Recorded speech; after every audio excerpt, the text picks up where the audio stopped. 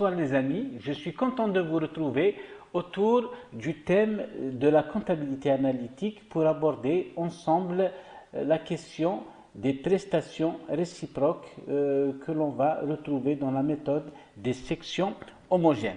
Donc mes amis, définissons d'abord qu'est-ce que les prestations réciproques. Donc par prestation ici on entend service, c'est-à-dire on entend fourniture de services d'une section à une autre.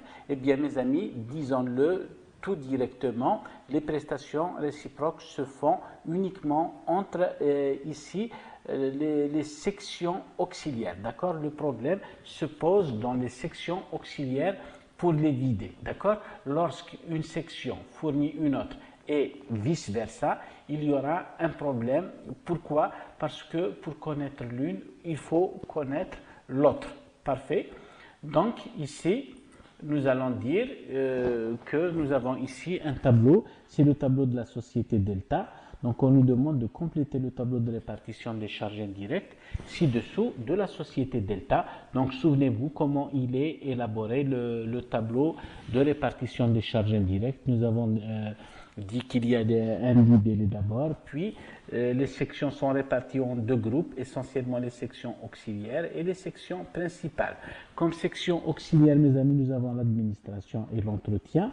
Comme section principale, nous en avons quatre, à savoir les approvisionnements, l'atelier A, qui est un atelier de préparation, là où on fabrique les produits semi-finis A, et puis nous avons l'atelier B dans lequel on finit, si vous voulez, les produits semi-finis qu'on va appeler les produits P. Et puis nous avons la section distribution qui commercialise bien entendu le produit fini P que nous avons ici. Donc mes amis, pour gagner du temps, nous démarrons immédiatement des totaux de la répartition primaire par section. Ok, donc voilà, nous avons des totaux qui sont donnés ici, 26 780 pour la section administration, 34 040 pour l'entretien, puis la même chose pour les appros, l'entretien et la distribution. Donc une fois terminée cette phase que l'on appelle répartition primaire, on va passer à la répartition secondaire qui consiste, mes amis, à vider le contenu des sections administration et entretien qui sont des sections auxiliaires dans les sections principales de telle manière à neutraliser, à vider, si vous voulez, le contenu des sections auxiliaires pour qu'il ne nous reste plus que des sections plutôt principales sur lesquelles nous allons travailler. Parfait. Donc voilà, ici nous voyons bien le problème des prestations réciproques, mes amis. Vous voyez bien que l'administration va fournir l'entretien, c'est-à-dire elle va fournir 20% du montant de ses charges à l'entretien. Mais il y a aussi l'entretien qui fournit l'administration. Donc vous voyez, il y a des prestations réciproques ou bien prestations mutuelles. Donc pour le reste, ici, nous allons vider l'administration, nous allons fournir 20% de ses charges à l'entretien, 10% aux appros, atelier A et atelier B respectivement pour 40% et 20%, et enfin 10% pour la section distribution. Par contre, pour l'entretien, nous avons dit qu'il va fournir 10% du contenu de ses charges à l'administration, puis 10% aux appros et d'une manière égalitaire pour les 80% restants, à savoir 40% pour l'atelier A et 40% pour l'atelier B. Revenons maintenant, mes amis, à la nature de l'unité d'œuvre, c'est-à-dire l'unité de mesure de l'activité des sections principales. Vous voyez bien, à partir de là, il ne nous reste que des sections principales. Donc, pour mesurer l'activité de la section approvisionnement, nous allons prendre le kilogramme de matière première achetée. D'accord? Rajouter ici acheté, mes amis, parce que je n'ai pas suffisamment d'espace pour le rajouter ici. Et puis, pour l'atelier A, on va mesurer son activité par le nombre d'unités semi-finies, de biens, de produits semi-finis fabriqués. Et pour l'atelier B, c'est le nombre de produits finis P Et enfin, pour mesurer l'activité de la section commerciale ou bien distribution, nous allons prendre comme unité de mesure ou bien unité d'œuvre 100 dinars de chiffre d'affaires. Mes amis, on vous communique ici pour la période considérée, ça peut être le mois, ça peut être le trimestre, d'accord? On vous dit que la section approvisionnement a acquis 10 800 kg de matières premières. L'atelier A a fabriqué 50 000 produits semi-finis. L'atelier B a produit quant à lui 30 000 produits finis et la section distribution a réalisé un chiffre d'affaires de 7 000 fois 100 dinars, c'est-à-dire 700 000 dinars de chiffre d'affaires pour la période. Donc, mes amis, on nous demande de calculer le coût de l'unité d'œuvre, d'accord? Ce pourquoi nous avons mis ici des points d'interrogation. Donc, nous allons tenter de déterminer le coût de l'unité d'œuvre dont nous aurons besoin dans le tableau différentiel pour le calcul des coûts de revient en fin de parcours. Parfait. Donc, mes amis, on vous dit, pour connaître le montant à répartir au titre de la section administration, il faut connaître le montant de la section entretien. Or, pour connaître le montant à répartir au titre de la section entretien, il faut connaître le montant de la section administration, n'est-ce pas? Pour connaître l'un, il faut connaître l'autre et vice-versa. Ça ne vous rappelle pas, mes amis, la question, le dilemme de l'œuf et de la poule? Qui est venu au monde le premier, l'œuf ou la poule, n'est-ce pas, mes amis? Donc, c'est sur cet ordre d'idées que nous allons tenter de répondre à cette question. Donc, pour résoudre ce problème, que faire? À cet effet, nous allons imaginer un seau d'eau, mes amis, que l'on va appeler ici A, d'accord? Et puis, nous allons imaginer un autre seau d'eau que l'on va appeler B, ok? Donc, on imaginera que le seau A correspond à l'administration et le seau B correspond à la section entretien. Nous avons dit que A fournit B, n'est-ce pas? Donc, voilà la flèche qui désigne la prestation de A pour B. Mais nous avons dit, comme il y a prestation réciproque, il y a un flux en sens inverse, c'est-à-dire B fournit également A, c'est-à-dire l'entretien fournit également l'administration. Donc, pour résoudre ce problème toujours, mes amis, on vous dit qu'il suffit de poser le système d'équation que nous connaissons tous pratiquement depuis le moyen. D'accord? Ce système d'équation doit partir de la convention que A est l'administration, ou bien l'hypothèse que A représente l'administration et B représente la section entretien. Donc, mes amis, le système d'équation contient bien entendu deux équations à deux inconnus, d'accord?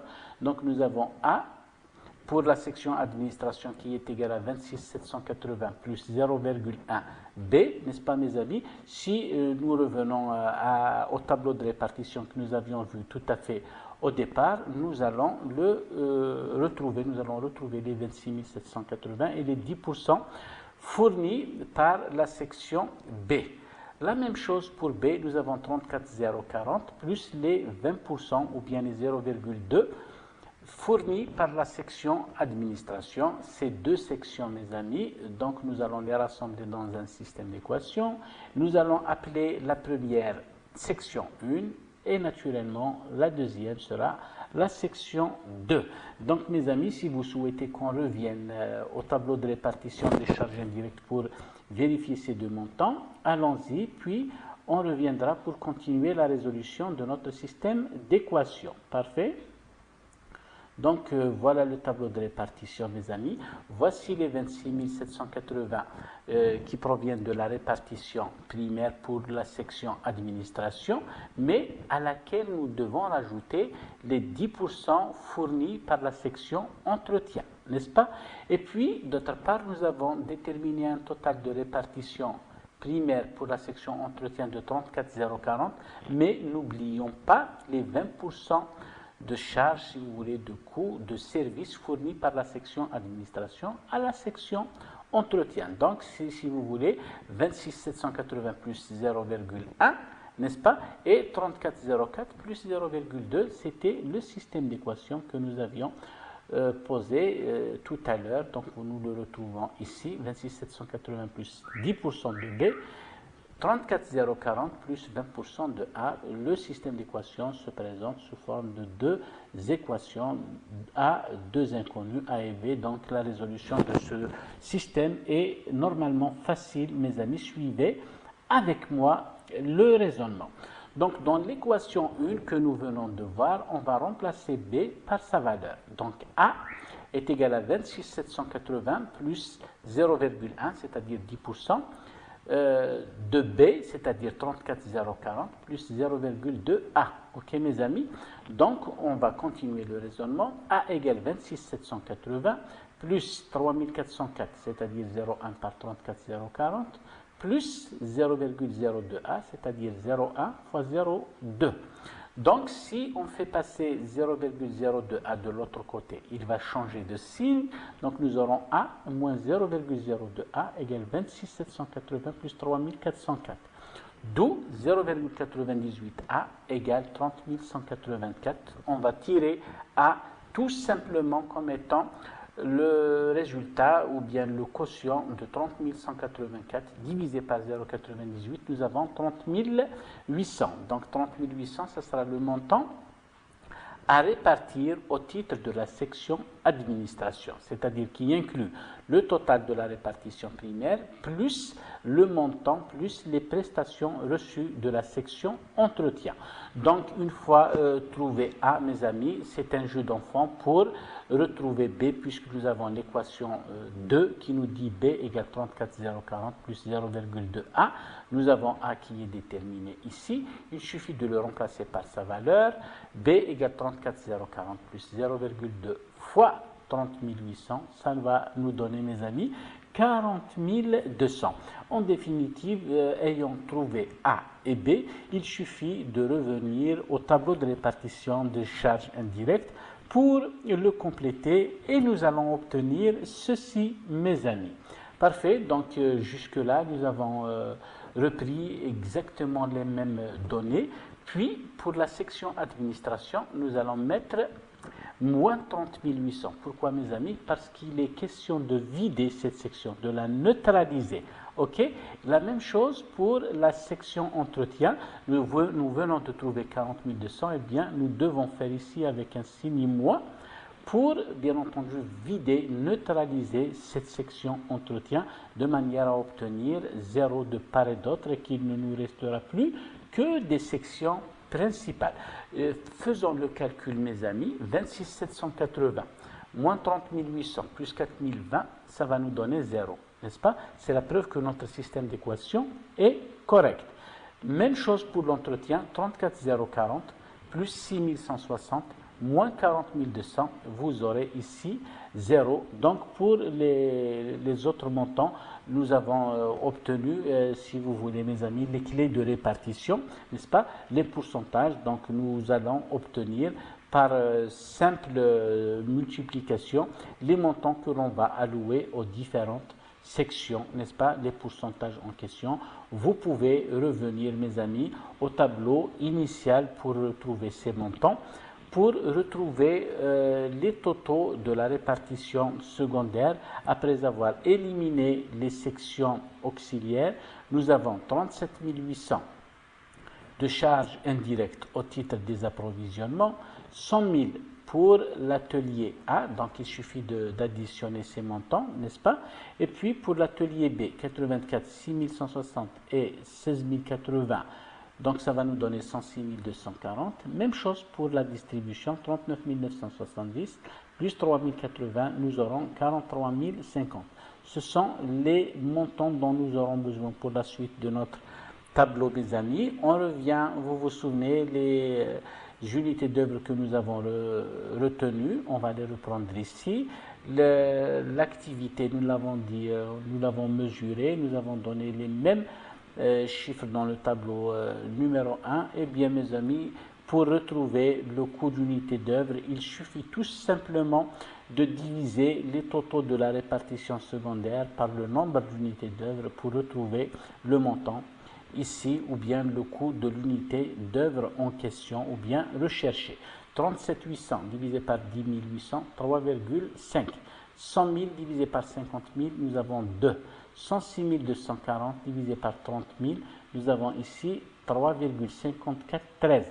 C'est intéressant, mes amis, de prendre au moins 4 chiffres après la virgule parce que ça va être significatif pour ne pas fausser nos calculs dans le reste du développement du problème. Et puis, comme charge de distribution, en totalité, nous avons 43 050 pour réaliser 7000 unités d'œuvre en termes de chiffre d'affaires. Donc, il suffit de diviser 43 050 par 7000 pour retrouver 6,15. Qu'est-ce que cela veut dire, mes amis? Dernière interprétation. C'est-à-dire que pour, mes amis, comment dirais-je, acheter 1 kg de matière première, la société va dépenser 3,5 dinars en charge indirecte. Même chose ici, pour fabriquer un produit semi-fini, la société va dépenser 2 dinars en charge indirecte. Même chose pour fabriquer un produit fini, c'est-à-dire une unité de produit fini, l'entreprise ou bien la société va dépenser 3,5413 dinars de charge indirecte. Et enfin, en termes de coût indirect de distribution, la société va dépenser pour chaque 100 dinars de vente 6,15 dinars de charge indirecte. Voilà, mes amis, j'espère que l'explication a été relativement accessible. Si des questions demeurent, vos questions seront les bienvenues dans les commentaires. Je ferai de mon mieux pour vous éclaircir les zones d'ombre. Parfait, mes amis, j'espère vous retrouver très bientôt. Toujours sur la même thématique, nous allons aborder le tableau différentiel pour finir avec la méthode des coûts complets. D'ici là, portez-vous bien, mes amis, et à très bientôt. Au revoir.